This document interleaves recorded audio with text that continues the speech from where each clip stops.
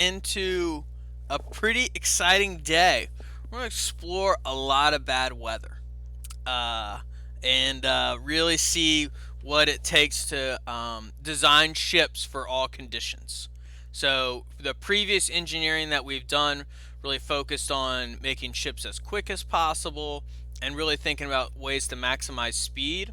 Now we're really going to work on maximizing our ability to navigate heavy seas.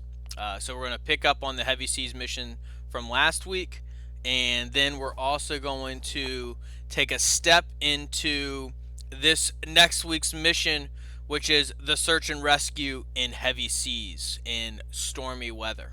Okay, so it's going to change a little bit some of the things that we need to put on our ship, and also how we think about things like weight and how we even engineer our solution to the mission as far as how we drive, how we power the ship through the water. So let's get into it. I'm going to launch my fleet game. I just double clicked it to open it up. If this is your first time playing fleet, we're posting a new video just to help everyone log in. But what you need to do is create an account by clicking here. So even if you create an account to download the game, this is a separate system. As you can imagine, the American Society of Naval Engineers does a lot more than run this video game. So that server does their work, and this video game runs on a different type of server. So you don't need your email address. You need a new username that has no @ sign, and then you create your password, and then you're able to log in, just like I did. Good morning to all in the chat. This is a good Friday. It's finally in summer, or I guess not meteorologically speaking, but my head's there. So we are going to have some good time this summer. We're going to keep doing these kind of Fleet Fridays where we check in on the game, but if you keep up with our page, fleetengineering.org, you're going to see a lot of hands-on boat building competitions and opportunities to really engage with Navy ideas and engineering ideas. So stay close this summer. Check in on us from time to time, especially if you got a bad weather day. We're always around and ready to help you do some fun, but some STEM. Some fun STEM, never a bad thing. All right, so let's overview. I clicked Mission Headquarters. Today, we are going to explore this one more time. We love the combat operations, but this week we are going back to search and rescue, but we're going to change the environment, okay? So let's first remind ourselves about the terrible, terrible conditions in the heavy seas operations. And I'm going to use, the heavy seas operations allows us to use two different hull designs. I'm going to use the cutter hull form, and so I just clicked to make all the text show up right away. I just left clicked right here. And then I'm going to hit escape because we have lots to do today. So this was the ship that we designed last time, and this is with the other hull. This is with the one where we can specify how. So we got the stern, and then we've got the bow. Let me see if it allows me to. Oh, we got the bulbous bow, right? And then I can also go into my ship, and I click the bottom ship here below the plus sign because it shows me what's already on the ship. And for hull, it shows me the cargo hull. So this was the hull that we used last week. If you're interested, you're welcome to go back, check out that video, or just play around with this hull. And we can do that by, and I got to resize my window to get the trash can available. I do want to start over. We're going to design a ship from scratch because we got $2.1 million. So what else would we do? All right, so we start with the hull. This was last week, this is this week. And we're going to use this for two designs. If you remember last week, I got to choose my stern and my bow. For this hull design, it's a complete hull. So you once you choose the hull, the actual hull is bow, stern, everything is all done. So it says I can name my ship if I want to. So we named it the best boat ever. I think that's pretty good. Keep it at that for now. You can save up to 3 ships. And if you name them different things, so you might have like a storm ship, a fast rescue ship, and then maybe a combat boat. And you can keep these separate and keep saving them and keep moving forward on your designs. But we have a hull, we have a name. We are going to add in things so that these red X's become green check marks. So I'm going to add in the ballast tanks last. That's how we're going to address our displacement issue. What displacement is that the weight of the ship displaces water, and it's actually equal. So the weight of the ship is equal to the weight of the water displaced. So we need to have a ship that weighs about 450,000 kilograms. Unlike your math class, engineering doesn't require the exact one number. But we need to find a number that works best. We need to optimize that number. We need to make it as good as possible. So let us start with the checklist. And propellers are under, shockingly, propulsion. Good alliteration. So let us spend some money. We can spend $30,000 on the baseline. We can spend $50,000 on the high efficiency. We are going to spend some money today. And then we are going to go engines. Turbocharged diesel, $60,000. But look, its mass is only 30,000 kilograms. The mass of the medium speed diesel is 100,000 kilograms, but it costs only 500,000. Let's spend some money and see if we're going to be okay. The one thing is that with ship engines don't go at the very end, otherwise the ship would tilt backwards way too much. So what we need to do actually is put the engine in the middle. And if we look at that, in the view, oh, it didn't show up this time. It's looking for us to move it. I'm gonna undo that. But it's right in the middle. It's pretty much where this green dot is. Even though it's at the top of that display, that's only half the ship. So now we're gonna add in rudders. We are doing heavy seas operations. Let's try the high turn force. We might need to do some big work to turn against these waves. Now we need a deck house, and unfortunately deck houses are under the group called superstructures. And so now we have 2 deck houses here. They cost the same amount, so we're not saving any money. But we are able to change a little bit of the mass. Let's go with the lighter one because it's less weight on top. And then we need to add comms. This radar tower usually doesn't work on this hull design if we use either one of the dish or the Doppler. Let's go with the dish as low as possible and put it maybe right here and see if it'll work. I doubt it, but we'll give it a shot. AUV retrieval equipment is a cargo, which is right here. And it is this, I don't even know what color that is. That is like a goldish brown. It's like a gold that's hiding out. Alright, so now we got that. Oh no, I need a rescue boat and I didn't save room. So let's click this box. We're going to move it to the front. And so I hit R. The R key, you can see it at the bottom, says rotate component. And I hit R and now I'm sticking it up front so that we can add in rescue boat. Oh no, we don't have enough money. So let's go cheap on the boat and then we'll have to find money somewhere else. Alright, so let's change the engine. That's the quickest change for now. That is quite a shame. So we're going to have to say bye-bye to our turbocharged diesel because we're over $60,000 over budget. So this is a $100,000 change. And so when I discard the engine, when I hit plus, it immediately brings me back to engines. And I need to choose the cheaper one. And again, I'm going to put it at the top of this design. And that's putting the engine right about here. And then we have a displacement that's too low. So let us add in the ballast tanks.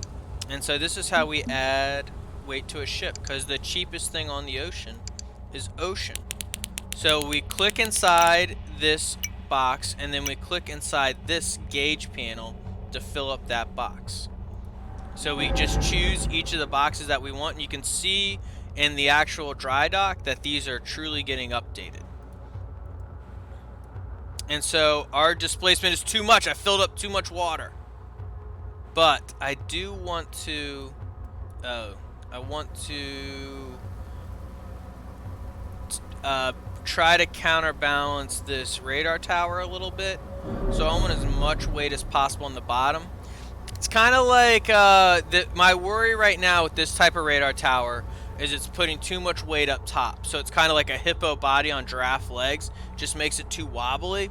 But if I put as much weight on the bottom, maybe at least I can get a hippo body on, like, I don't know, some moose legs. Something a little bit more strong. Alright, so let's give this a test in the stability test.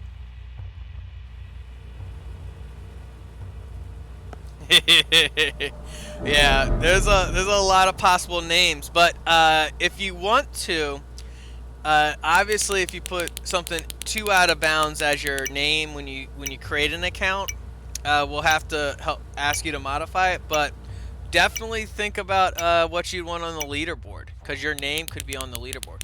Look at that! That is not an easy task. If this does not work for you, do not get too frustrated. It is challenging to get these other radar towers to work. That said, you just saw how to do it. To put as much weight on the bottom and be able to... Oh, whoops. We're going to hit escape. I don't want to do this. This is where we're going. This looks very challenging. But in addressing the question in the chat, what we are going to do is actually... I'm going to hit play again. And now it says I can escape to get past the stability test. We're going to do the speed test. We're going to use a little data to see how the ballast distribution affects handling during the missions. So I hit W to go forward. You can also hit the arrow keys if that's more comfortable. If you've played Minecraft, the same keys that you use for Minecraft running around work for Fleet. But we are going to use a little data to explore. The issue that we'll want to keep an eye on, and it's a little challenging, is trying to isolate one variable to see how one variable affects handling and speed during missions. Because if I switch out the engine and try to see if the engine makes a difference, I also have to add 70,000 kilograms worth of water to keep the weight the same, and that's the best way to isolate that variable. But obviously that's a big change, right? The weight right now may be a big reason that I'm able to support this huge radar tower in the front of my boat. Let's take a peek at the front of the boat. Look at this. I'm just all radar tower from the front. It's a very imposing radar tower. But the medium speed diesel engine actually has a much greater weight, so there's many related variables that we're looking into.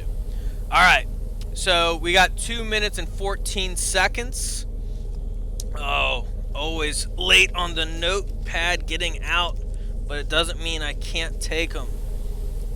Trusty notebook. Do not need yellow pen, but definitely need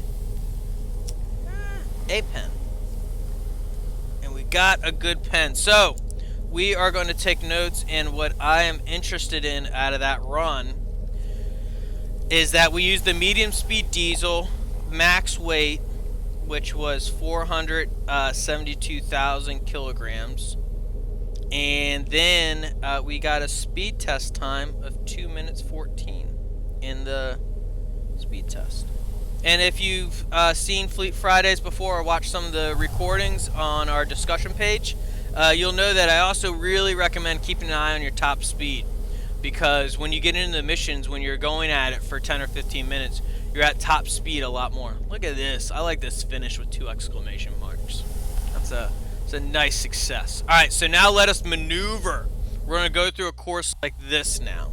Alright, so I'm hitting W again to go forward. And now we are trying to keep these green buoys over here on the left. And then these green buoys, or these red buoys over here on the right. I'm again going to click this box to make time go twice as fast. If you're not comfortable driving twice as fast, you don't have to click it. But for us to get through as much of the game as possible during this hour that we have together, it just allows us to get more tests done in the same amount of time. And testing is really critical, I'll be honest, from two perspectives. From an engineering perspective, we want to isolate these variables and make sure that we have a fast ship, we can maneuver it. All these things are working out for us. From a gamer perspective, completing the test affects your final score. So if you are not testing out your ship, it's going to be really hard to set the new high score in a particular mission. Alright, so we got a minute 46 in the maneuverability test. Alright. And now, let us go back to missions one more time. So those are the only two tests that really apply to the heavy seas operations. So we've made our ship, and now we need to retrieve autonomous underwater vehicles that are no longer underwater. They've just come up on the surface. They're available for us to pick up. But look at how the seas have changed from the last two tests to this mission. Our ship, which is quite long, is now on par with some of these waves. We are definitely... Well, look at how... But we have the good radar, so it's very specific on where we should go first. So I'm going to pick up this one on the side first. The way that the radar works is if it's directly above you, that's in front of you. This radar is 4,000 meters, so that's 4 kilometers. So we definitely have some time to go. I didn't mention it, but I just automatically clicked that button because we have a long time to go to get to the first AUV. What we need to do is get alongside of it, and we can either pick it up in the large ship or we can pick it up with our rescue boat. But we got to get there first. And so what I'm doing is trying to keep this dot in front of me. But wow, these waves are pretty tremendous. Seems like I've seen some 19 knots and a lot of 17 knots. The waves and the surrounding environment is affecting my speed as much as my engine and my driving skill, which is primarily just to try to stay on course and not talk too much that I distract myself. And then we use this highlighting feature, so you'll see these drones get highlighted. And it makes it a little bit easier to see in these conditions. Woof! But what we need to do is obviously just get there. And we're getting pretty close. Probably another 30 seconds or so. To rescue them, just like if you've done the search and rescue mission, we need to slow down so that these things can be alongside of us for a long enough time for us to pick them up. So the key thing between doing the mission and doing the mission to set a high score is getting there quickly and then being able to pick up these AUVs without any collisions or problems, but like super fast. You see that little dot right there? That's where I'm aiming for. That's the AUV that we're trying to pick up. And the thing that just takes a little bit of practice, which I may or may not be enough practice recently, we will find out, is getting used to anticipating the size of the drone and when it's time to really start slowing down. You may want to also use your radar to make that determination. Alright, so it seems like it's getting pretty close, but I want to go full speed and full stop so that I am getting there as quickly as possible. I think I stopped too soon. So I want to be going fast for as long as possible. And so I slowed down a little bit too early. And now it's right here. So I'm going all back, trying to get close. And should be start saving them soon. And we are good. So there's 2 more to go. They're to my left. And as I turn left, you'll see the dots are moving moving kind of clockwise, and what I want is when they get to like 12 o'clock, then I want to go forward. And what I probably should have done to make that pickup, and we'll do it next time a little bit smoother, is take time to a regular speed, and that way my feeble ability to do things fast is not as much of a problem for our final score. But when you need to get through long periods of time, and if you've done the supply and logistics mission, you know that there's even a cut screen where you go through days as you travel across the ocean. It's good to use this speed 2x to make the longer journeys a little bit more palatable, but it's not required. And just like I think it's good to slow down time when you get close to these AUVs, but maybe you have a way that you're in the zone, you're able to knock it out quick. Alright, so it seems like we're getting pretty close. What I love to do is keep this first one on my right side, because it seems like the other one would then be naturally on my left side. But boy, is this sea really slowing me down. Did you see my speed got down to 10 and now up to 19? This is quite not getting... Maybe I should have picked up the AUVs in a different order. So I unclicked speed 2x. Wow. So I'm on top of a wave, and now I'm going 28 knots. That is not me. But we shall get alongside of this. We are trying to slow down as much as possible so we don't go by it too quickly. And then now I'm going to start speeding up because I think I've got it. Ooh, maybe too quick. And now I need just to pick up one more. It's more on my left than I expected or hoped. So now I'm turning into it. And there it is. It's behind the little sign for a moment, but we just need to pick this thing up over here somewhere. And then we will get our score. We're going to take essentially this ship into the heavy seas. I should stop saying that. It's the stormy weather search and rescue.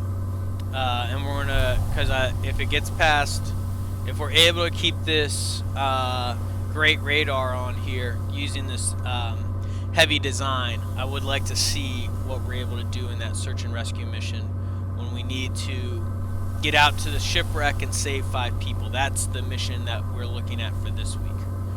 So I'm getting closer to the AUV, final AUV. Might have checked. I don't know. It's hard to tell. I think this is right. I'm worried a little bit. I slowed down too quickly, but this is feeling good. And we don't need to pick up another one, so I'm really trying to stop right next to this thing, because the only objective less is to pick up this AUV. There we go. We just don't want to go past it too quick, but I think we got it. Alright, so let's take a peek. Let us take a peek at the logbook. If you want to see your different ships, they're listed under this tab. If you want to look at the missions, you can click here, and we can view the leaderboard. So that wasn't my high score, but it was close. You can see some high scores way up there, way better. But the same basic design applies, where you want to be able to get to these AUVs as quickly as possible without any collisions, and you can be on the leaderboard as well. So we are going to go back to headquarters. I would like to return to mission headquarters, and we are going to jump back into the search and rescue. So if you remember, it should bring up the ship that we just were looking at. I'm going to hit escape right away. And we need rescue equipment, and we're over budget. But let's see if we can switch out the AUV retrieval for rescue equipment. It's a cargo rescue equipment. Oh, right. It's the green box.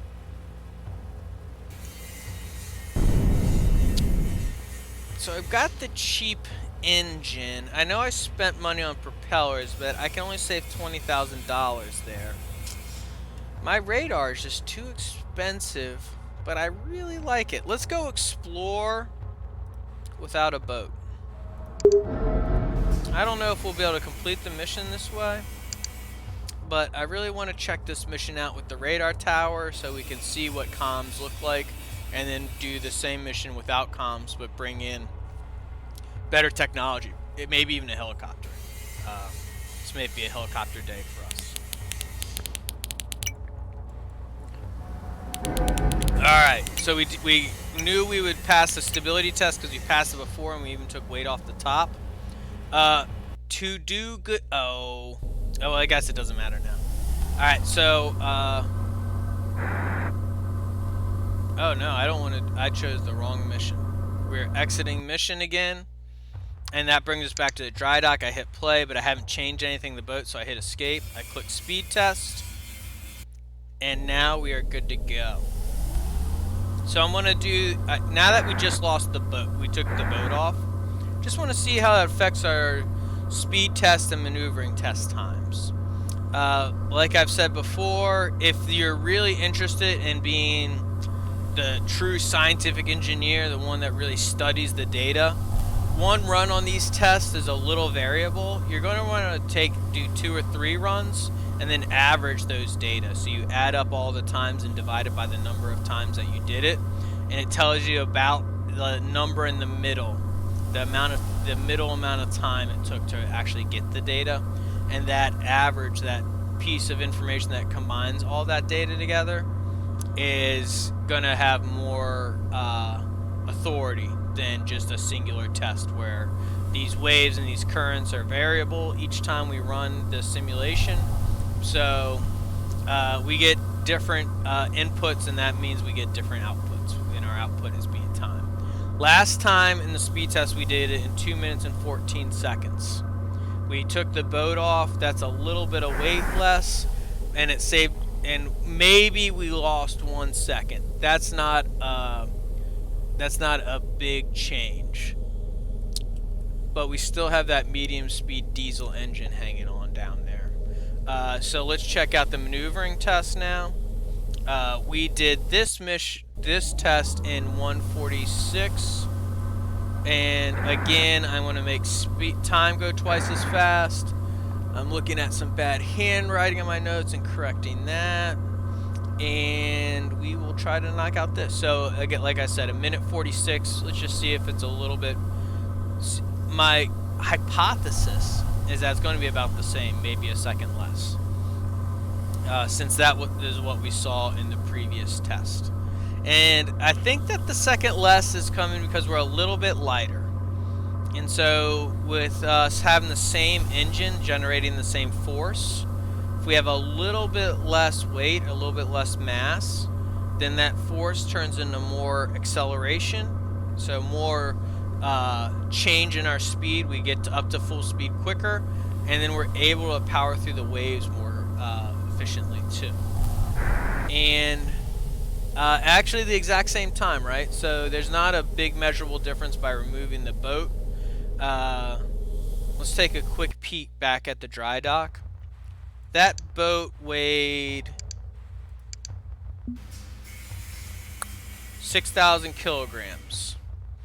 So what, that changed us by a little bit more than 1% of our weight, because it's a 6 over 466, because it's 6,000, 466,000. But not a big change, right? So I clicked play again and then clicked escape to skip all that, and now we are changing this from sunny to stormy. So what we're going to see is even worse weather.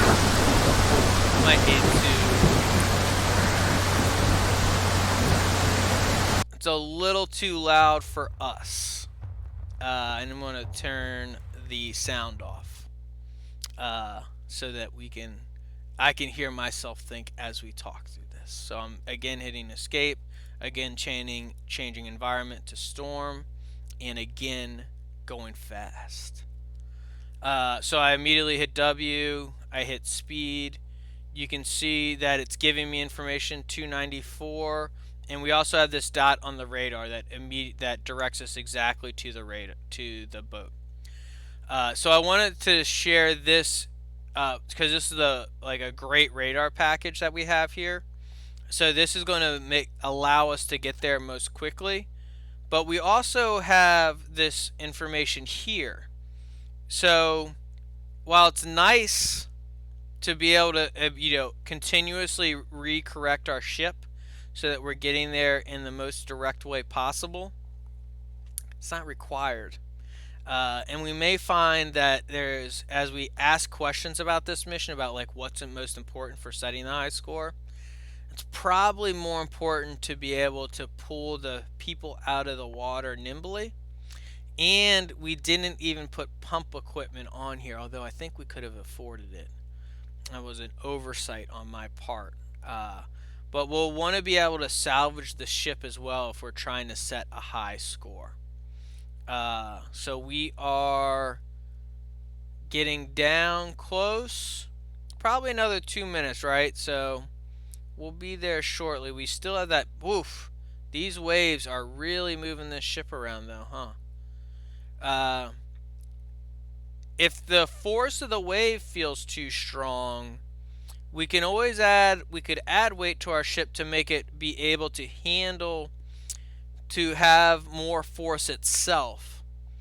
So you may find that you want, in sunny conditions, the least weight on your ship, and then really investigate whether you're able to do this mission best with a very light boat, something close to 427,000 kilograms, or a heavier boat. You've seen probably a couple times while I've been talking, it is starting to flicker.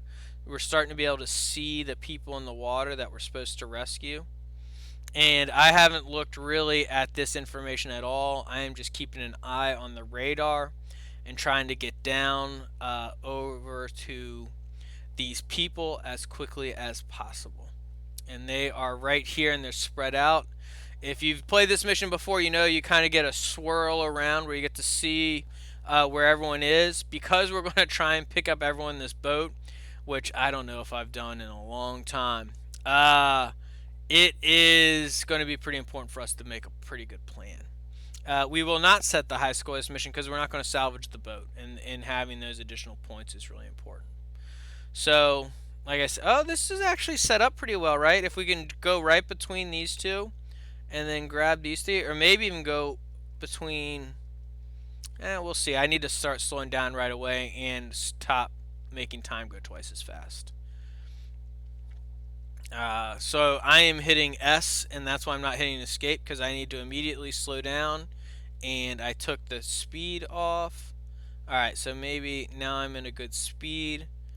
I think I can get between those two people. If we run into them, it's not a great thing for a human body to get impacted by a ship that weighs 466,000 kilograms. But we will try our best to save everyone with the ship, because we did not bring a rescue boat or a rescue helicopter.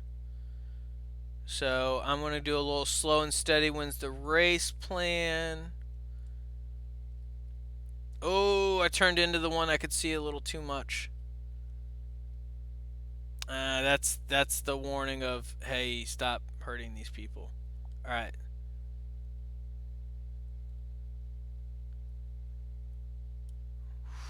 Ooh. Yeah, that's not working out for us. So let's exit this mission. That is not going to be a successful way to do it. So that's what the radar tower looks like. It just is too much money. So right now we're $39,000 under budget. Now we're $429,000 under budget. And so there are cheaper comms. This was 390, this is 340, this is 320. But let's take all of the money and go a different way with it. So I'm going to add a helo deck to the back. We're going to go helicopter. I'm going to get rid of this rescue equipment and add in a cargo. that is called, and you have to move the bar this way, but it's the first one, this advanced rescue equipment. So this will save people even more quickly. And then I'm going to put a helicopter on here. And I'm going to use, let's see if we can afford the most expensive one. And then I want to add in the pump equipment from the cargo so that we can save the ship as well. And not only are we pretty close to budget, but we're pretty close to filled up the deck as well. The one thing I am going to do is try to, this is mixing way too many variables, but in this new design, I'm going to click the water button, and I'm going to decrease the water to 67, 70, 73, 64. Just move this, so 60, maybe we can put them all at 60. There we go. I think that's 61, that's 64, 61, 70 down to, and then we'll just move this up enough that the displacement is acceptable.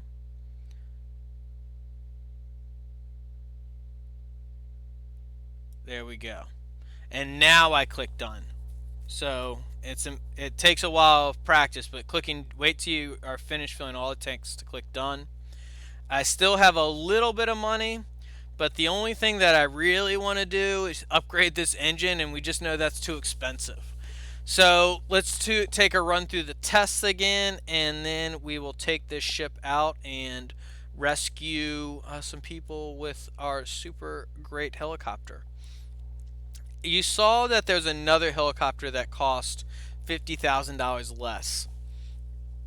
In my quest to get the awesome engine, I think I could get it if I downgraded our propellers and downgraded our helicopter.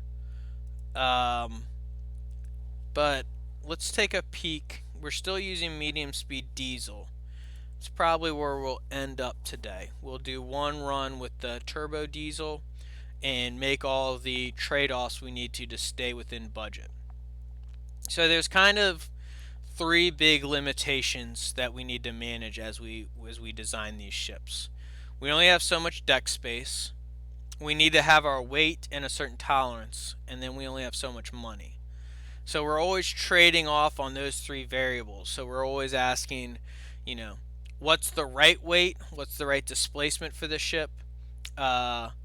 What's the right things to put on the deck of this hull, which we can't lengthen, that we gotta take this hull as is. And then how can I spend all the money allotted to me to give me the best design possible? And then a lot of times that gets reversed of what can I take off to make this ship affordable. If you don't want to imagine that world of limited budgets, go quick play for a bit. There's no budgets in quick play, and you're able to really explore full designs. So that speed test was the quickest yet, but not by a great magnitude. But it kind of is what we'd expect, because we went from the first time we did it, we had a 472,000 kilogram boat. Now we have a 427,700 kilogram boat. Alright, so we're going to do some maneuvering test. W up. Going as fast as we can down the track. And we shall see. We've only done this in 146 so far today. This is feeling pretty smooth right now. So it's going alright. It's going alright. If you can, just to control variables, it's probably great to have your favorite way to get to navigate these turns. That way the steering is pretty much uniform for this mission, because the variables that we can't control still are the wind and the current and the waves, and so those are always going to be affecting our times. But it looks like we're coming in a bit faster than 143, so a few seconds faster. So we picked up a bit of speed, and we are getting a little better. But I think most importantly, and we can see this in the rescue practice. Rescue practice is sunny weather. There's two people out here on either side of the buoy. I'm going to try to do this as quickly as possible so we can get into the mission, hopefully twice. And we are getting down the track. This is where I want to start slowing down, I think. I might have jumped the gun. We'll see. Because I want to save this person with the ship alongside. That was a little jump in the gun.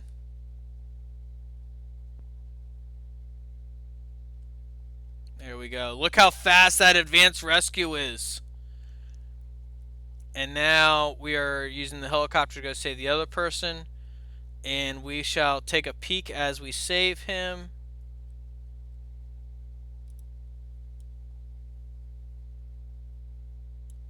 An advanced rescue at work again. So even when we're using our crafts, advanced rescue is paying off dividends.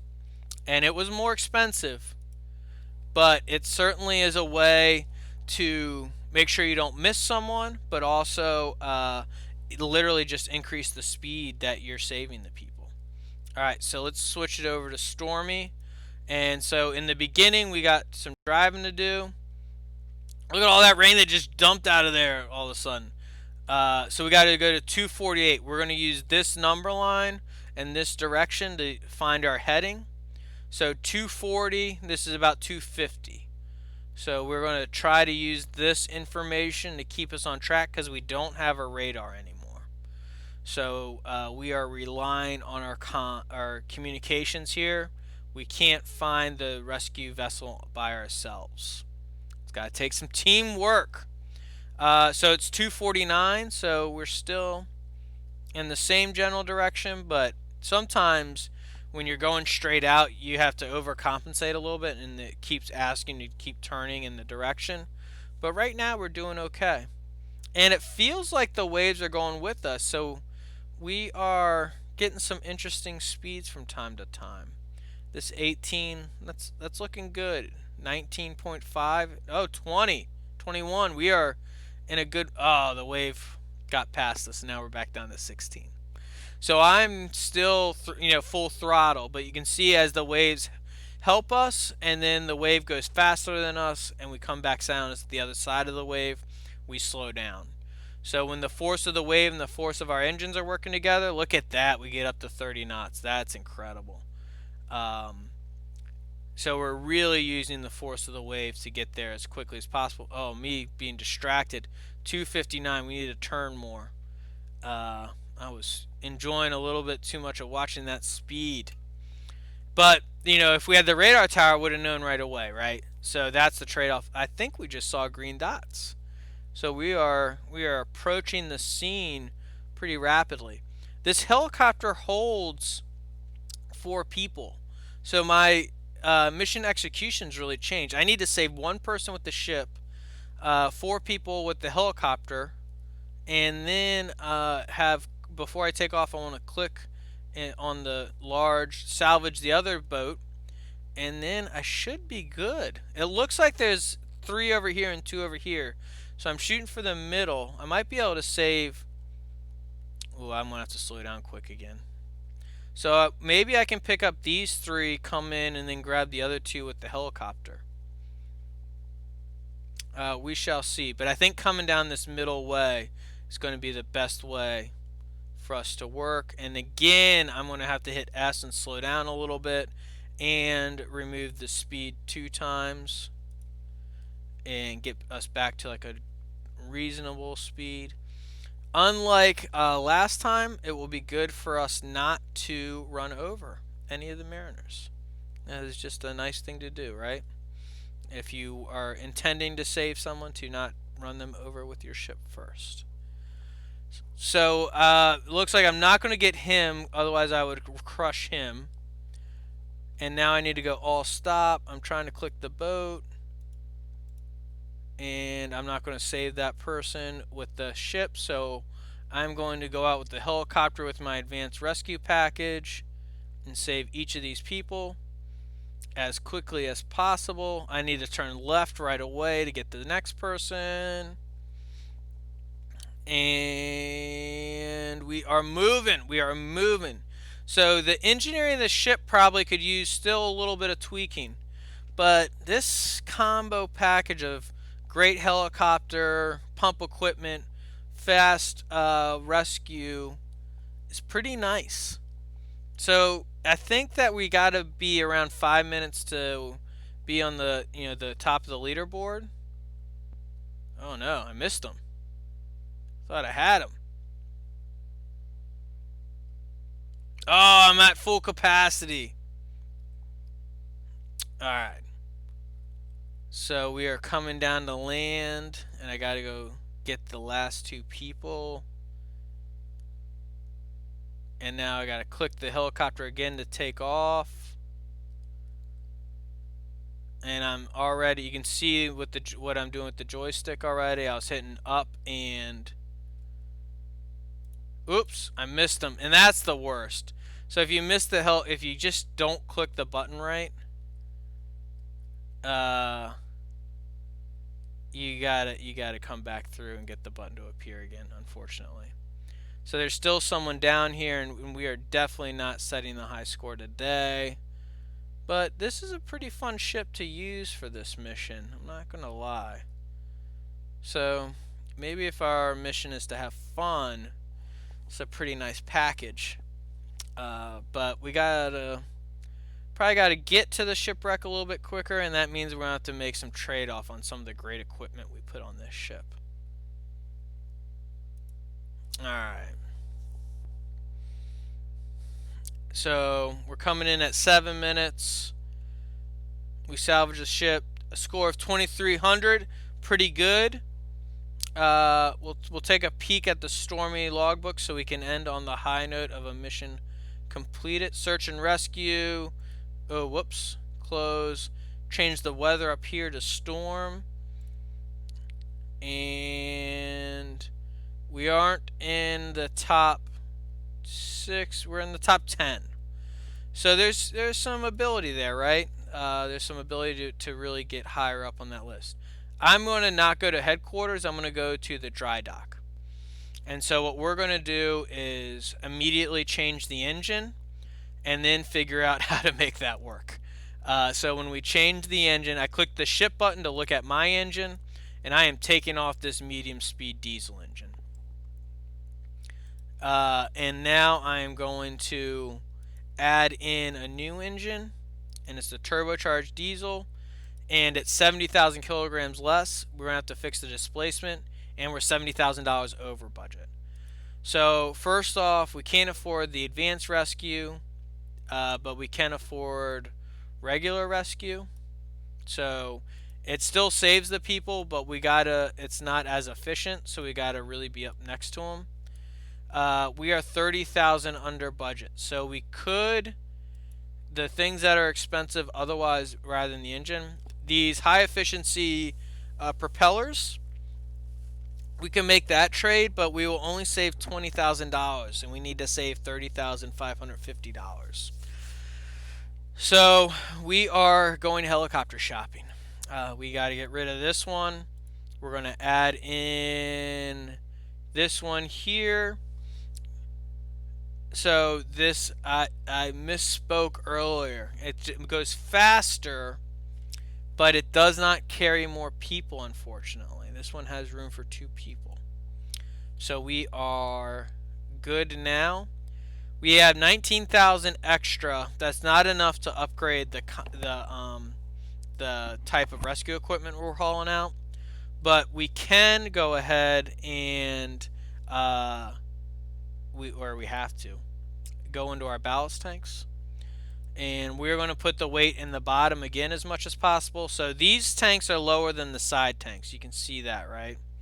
And so I am putting the weight in the middle as much as possible. For those of you in Sea Perch and Sea Glide, I'm sure that you've thought about this a lot, about how to distribute weight And instead of zero buoyancy, what we're going for here is a little bit of stability. And so I'm going to fill these up partially here because water will fill the bottom of the tank, right? And so what I need to get is up to 427. This is probably a little too incremental, little too not enough water at a time. I might need to come back here and increase these to like 50. Well, this will work-ish. It's probably not as nicely balanced as you would like to do. But you know, on a day where you got some gaming time, you can perfectly balance this by making them all, 42, 41, something like that. I am going to just balance it out in the back here. So 427,750. That looked good. And now we're done. Alright, so we have the high-speed engine now, and we have the weight back to 427,750. We are going to do the speed test and the maneuvering test after we pass our stability test. And so let me click. I'm getting my notes set up so it's quick to just write down times. And my notes, I need to clean them up a little bit more because I am not writing units with my measurement, but I can put a little key at the bottom. Alright, so now we got to restart this already. Restart, just because it's a time trial, we want to start at the very beginning. I'm already at max throttle. I'm hitting speed 2x, and now I can clean up my notes for a second. I'm putting a little minutes and seconds thing because it looks like we did all these tests between 1:46 and 2:14 in the afternoon. But look at this boat. We might even touch we were topping out at 19 before. We get 20. Let's see if we can get into 21. It looks like that we're about top speed here. So previously in the speed test we did 21. There we go. We got there finally. 210 was our last time. 21.5. And again, I'm still using those heavy turn rudders. I might want to switch those out. That's something for you to investigate. So the engine package swap saved us 14 seconds by adding in that much more force to the engine. Let's go check maneuvering test and see what time differences we get there. Again, I've maxed out the throttle right when we start. I'm hitting speed 2x.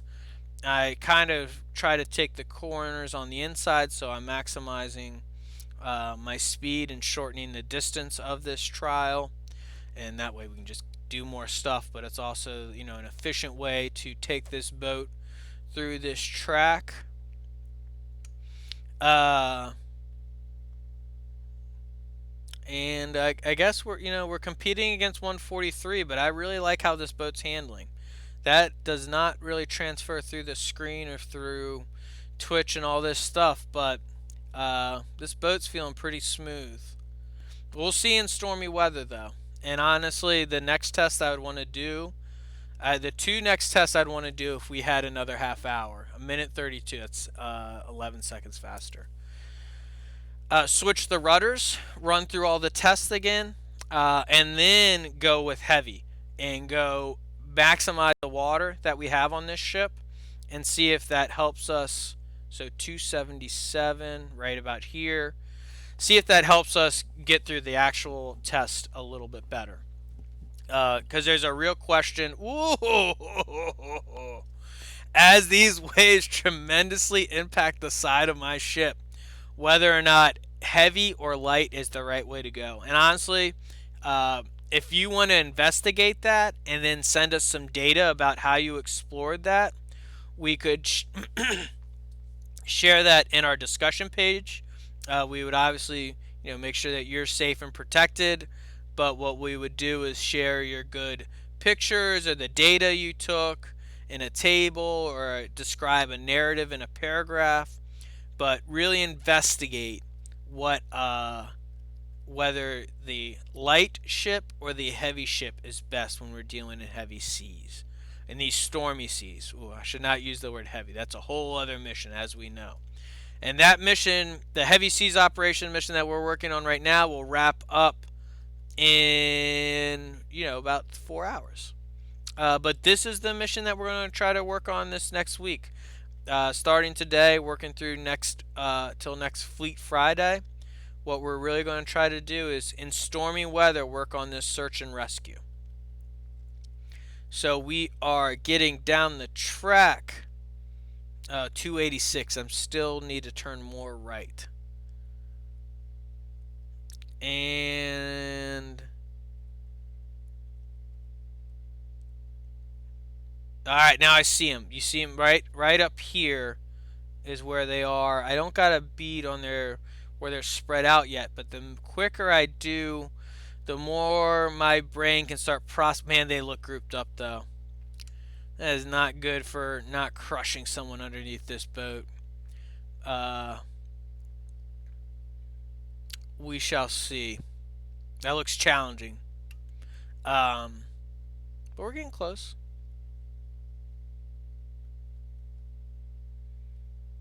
And honestly, it looks like they might be in a... I'm a little bit too far right now. So maybe I gotta save this person coming in. Maybe I can save these two right at the end and then click on the ship and hopefully grab these two in a helicopter. Quick process design. Again, immediately trying to slow down and hit speed 2x. Coming back over. So I'm going to pick up him on the left side and then get these two as I come in towards the ship. And then the last thing I want to do before I use the helicopter, I need to slow down a bit, is click on the sinking ship to be able to salvage it while I am scooting about in my helicopter.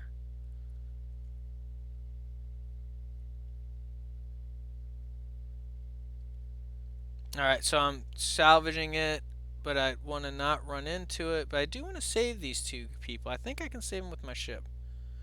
I want to take off and let these other things happen while I'm out doing good things. That's unfortunate. I'm going to have to save these three in a helicopter, which means an extra trip in and out and not a high score. But we saw some things, and so probably, especially for the more advanced players, this is where you probably want to start taking a lot more data than what I've been talking about. Maybe that's what we'll go through next week. We need to start breaking this mission down into components and really taking data on each aspect of it, seeing when we get to the cut screen, how what's the ship design that gets us there the quickest, and then what are the variables that are impacting our ability to save these people. Maybe this high turn force ends up being the saving grace, because we are able to nimbly save 3 people with the ship. Maybe that's the key to being record owner number 1. But breaking down a big problem into smaller problems is really a key part of engineering and computer science, all kinds of design processes. And so we're going to take a peek at this score and wrap it up now. Thanks a lot for starting a Fleet Friday with us. Not a great improvement in score, right? We went from 23:08 to 23:29, something like that. We're still probably got to shave a minute off this time. And I'm really charging you to go forward, do exploration. If you want to send us data or if you want to send us questions, fleet@navalengineers.org. We'll get back to you right away. Thanks so much and have a great day.